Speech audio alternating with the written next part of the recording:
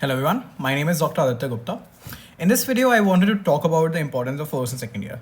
So what happens is if you're in your first year and if you're even in your second year for that matter of fact, the thing is that after clearing NEET, a lot of us has this tendency कि यार now we have entered a college, अब मस्ती मारेंगे, अब हम आराम करेंगे. Uh, I can totally correlate relate with that. Even I did the same thing, and I think it's okay. It's okay to have a good amount of fun and have a life outside college, and obviously you should have a good amount of co-curriculars.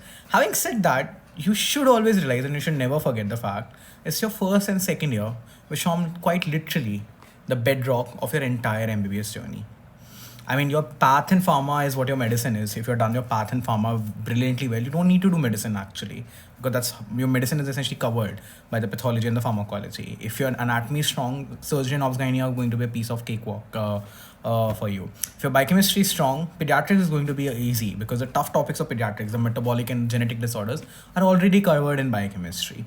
So I wanted to emphasize that what happens with the Indian students is that, and most of international medical graduates, and I'm making this video both from USMLE point of view and from the point of view of next or NEET PG, whichever examination comes, that your first and second year, although they are pre and paraclinical subjects, they should always be studied with the help of a clinical bent. Okay, I just learned a fact, I just learned a basic anatomy fact, I just learned a basic biochemistry fact. I learned about, let's say, glycolysis, or I learned about the the glycogenolysis or gluconeogenesis. What is the clinical implication of this? Okay, I should know about the glycogen storage disorders. Okay, I learned about protein. I should know about why sickle cell anemia is caused. Okay, I learned about the hematopoiesis. I should learn if there is a disordered hematopoiesis, the pathology of it, how will it relate to the clinical aspect of it, and how will the actually patient present to me. This clinical aspect is what is focused in your USMLE step 1. And it's not just focused in your USMLE step 1, even your next is saying that the questions will be clinical in nature. Even your INICET questions forever has been clinical in nature. So I believe that in the first and second year, I was lucky that I actually initially thought that I'll be giving USMLE step 1. I actually will be giving USMLE step 1 this year because I want to go to fellowship in US. I read from USMLE resources, and these USMLE resources benefited me during my entire NEET PG journey, because I already had a clinical bent of mine right from my first and second year, and I believe you should too. And how do you have this clinical bent of mind? So this clinical nature will be, if you read books which have this clinical sort of scenarios, clinical purse, only then you will have this clinical natures. The important point is that you should have concepts, not memorization. In this particular regards, as far as USMLE Step 1 is concerned, and as far as USMLE Step 1 resources is concerned, I'm frankly amazed that now the Indian giant, the Indian tech giant, that is your Unacademy. Unacademy has come up with the best set of teachers.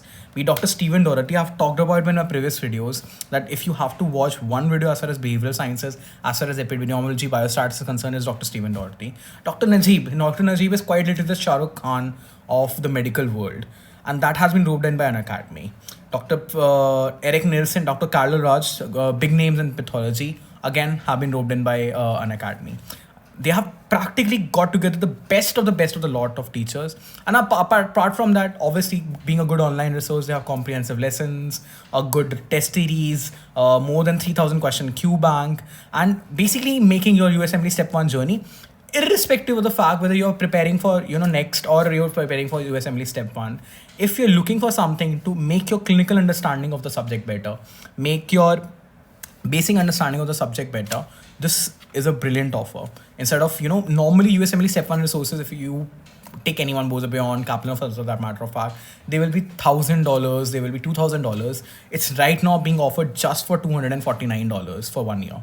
They are coming up with a heavy discount, 25%, and if you use the code AD010, that's given here, this code AD010, you can actually get 10% more discount. So just for 15,000 rupees, you're actually getting in the best possible USMLE resource that is probably there. So I'll actually show you one screenshot right now. So this is a screenshot I was talking about. I was genuinely surprised. There was excitement that actually did Unacademy actually get in Dr. Najib. And we felt that it was bigger than Dhoni doing ads for Unacademy, This is our group, me and Rishabh. We both were really, really excited.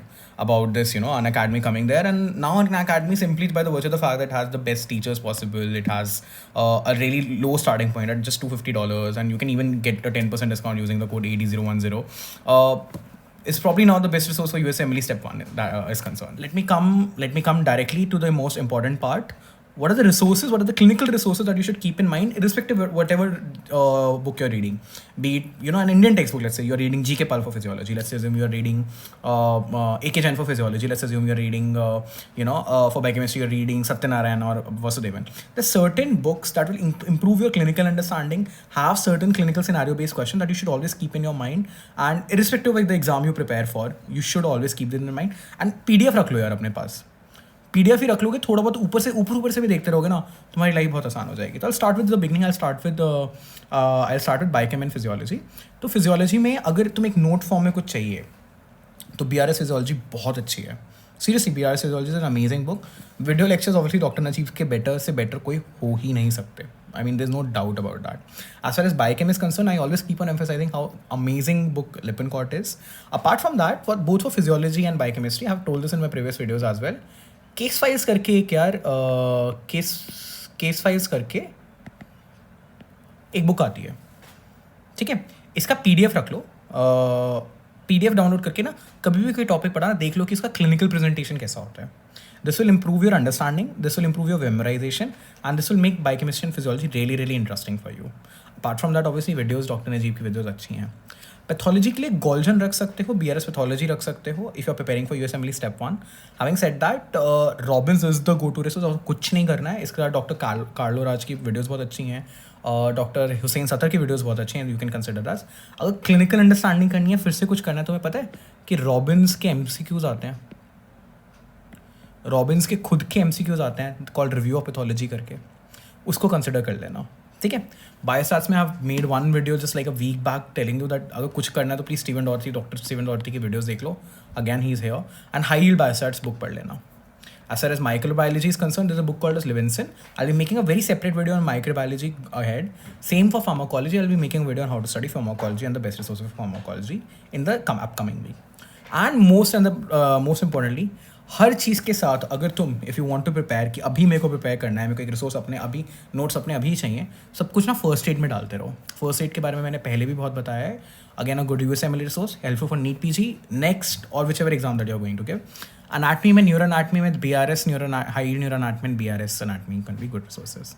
So what I basically wanted to emphasize this through this video यार, कि subject कोई भी कैसे भी पढ़ो, ये ज़रूर करके देखो कि इसका क्लिनिकल अंडरस्टैंडिंग कैसे होगी. मान लो तुमने एनाटमी पढ़ी तो सर्जिकल एनाटमी तुम्हें थोड़ी पता होनी चाहिए कि वो कैसे यूज़ करते हैं. अगर तुमने फिजियोलॉजी पढ़ी, तुमने let's say nerve muscle physiology पढ़ी, तो तुमने नर्व मसल फिजियोलॉजी पढ़ी तो तुम्हें माइस्थीनिया की इंपॉर्टेंस पता होनी चाहिए कि माइस्थीनिया में क्या प्रॉब्लम होती है. लैम्बर्ट LEMS, माइस्थीनिया ग्राविस में क्या होता है, LEMS में क्या होता है, लैम्बर्ट ईटन सिंड्रोम में क्या होता है. तुमने हेमाटोपोइसिस पढ़ा तो तुम्हें पता होना चाहिए कि ल्यूकीमिया कैसे होने वाला है. जो फिजियो पढ़ रहे हो तभी देख लो थोड़ा बहुत. If you reading about biochemistry, you should know about the biochemical disorders, the pyruvate kinase deficiency में क्या होगा, फैटी ऑक्सीडेशन डिफेक्ट्स में क्या होगा, और उनकी क्लिनिकल प्रेजेंटेशन कैसे होगी. इनके लिए जो मैंने तुम्हें अभी रिसोर्सेज बताया फर्स्ट ईयर के लिए, केस फाइल ज़रूर रखना. लिपिनकॉट वैसे ही बहुत अच्छी है. फिजियोलॉजी के लिए गेनोंग बहुत अच्छी है. At the same point of time BRS physiology revision notes point of view के लिए बहुत अच्छी है. पैथोलॉजी के लिए अगेन रॉबिन्स की खुद की रिव्यू बुक आती है, अलॉन्ग विद दैट गोल्डन थोड़ा कंसिडर कर सकते हो. वीडियो लेक्चर्स का डॉक्टर कार्लोस राज के बहुत अच्छे हैं. बायोकेम और फिजियोलॉजी के लिए डॉक्टर नजीब के बहुत अच्छे हैं. बायोस्टैट्स एंड एपिडेमियोलॉजी के लिए तुम्हें मैं बहुत पहले बता चुका हूँ, डॉक्टर स्टीवन डॉर्थी. माइक्रोबायोलॉजी, फार्माकोलॉजी में अभी अगले वीडियोस में कवर करूँगा. एंड फर्स्ट एड तो है ही. So I hope you enjoyed the video. So thank you and have a nice day.